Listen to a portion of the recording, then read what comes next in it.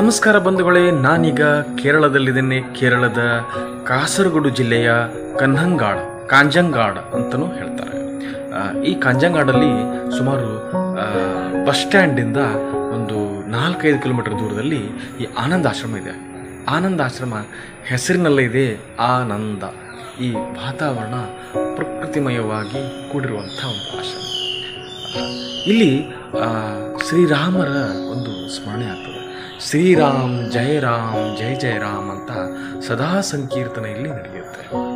ಇದನ್ನು ಸ್ವಾಮಿ ರಾಮದಾಸರು ಈ ಆಶ್ರಮವನ್ನು ಸ್ಥಾಪನೆ ಮಾಡಿದ್ದಾರೆ.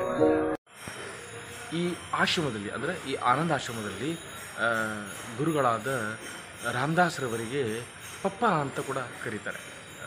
ಮತ್ತು ನಾನು ಮುಕ್ತಾನಂದ ಸ್ವಾಮಿಗಳಲ್ಲಿ ನಾನೊಂದು ಪ್ರಶ್ನೆ ಕೇಳಿದೆ. ಏನಂದರೆ, ಸಾಮಾನ್ಯವಾಗಿ ಸನಾತನ ಧರ್ಮದಲ್ಲಿ ಯಾವುದೇ ಒಂದು ಆಶ್ರಮ ಮಠಗಳಿದ್ದರೆ ಅಲ್ಲಿ ಅವ್ರದ್ದೇ ಆದ ಒಂದು ಗುರು ಪರಂಪರೆ ಇರುತ್ತೆ. ಹಾಗಾಗಿ ಇಲ್ಲಿ ಏನಾದರೂ ಗುರು ಪರಂಪರೆ ಇದೆಯಾ, ಅಥವಾ ಏನಂದರೆ ರಾಮದಾಸ ಗುರುಗಳಿಗೆ ಯಾರು ಗುರುಗಳು ಅಂತ ಕೇಳಿದೆ. ಅವರಿಗೆ ಯಾರು ಗುರುಗಳಿಲ್ಲ, ಗುರು ನಮ್ಮೊಳಗೆ ಇದ್ದಾನೆ ಅನ್ನೋದನ್ನು ಅವರು ಹೇಳಿದರು.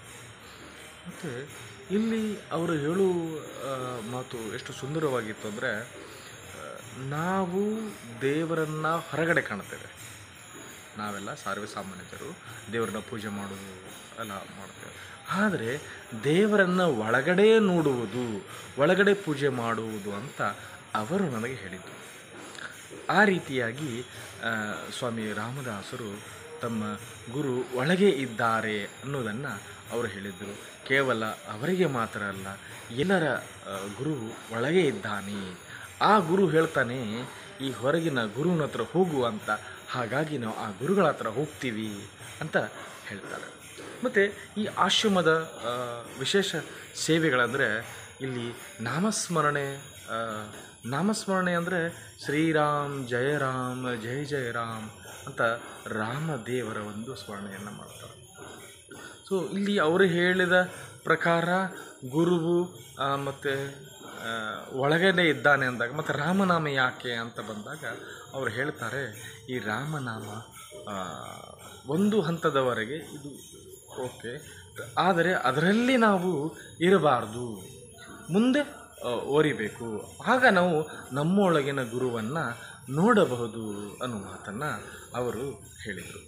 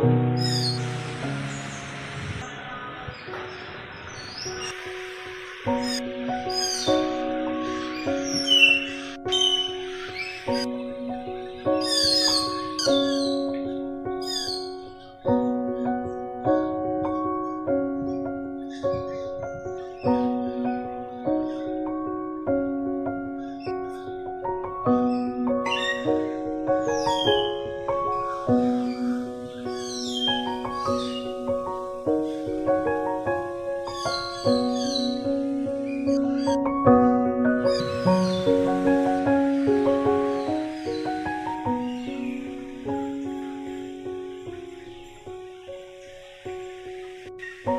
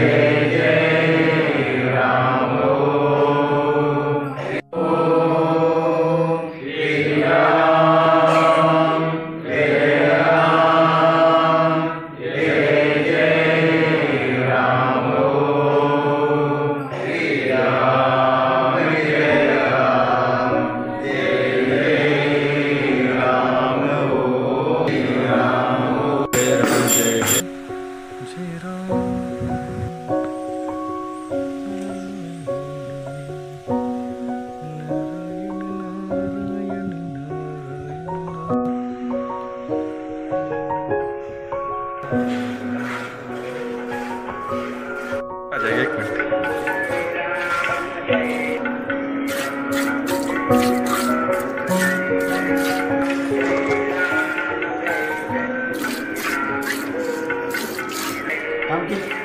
I want show.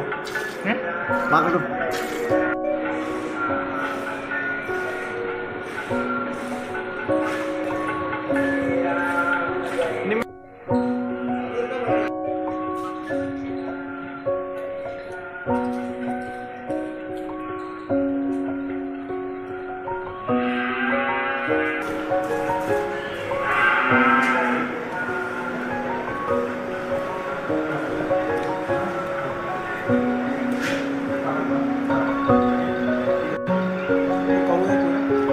हाँ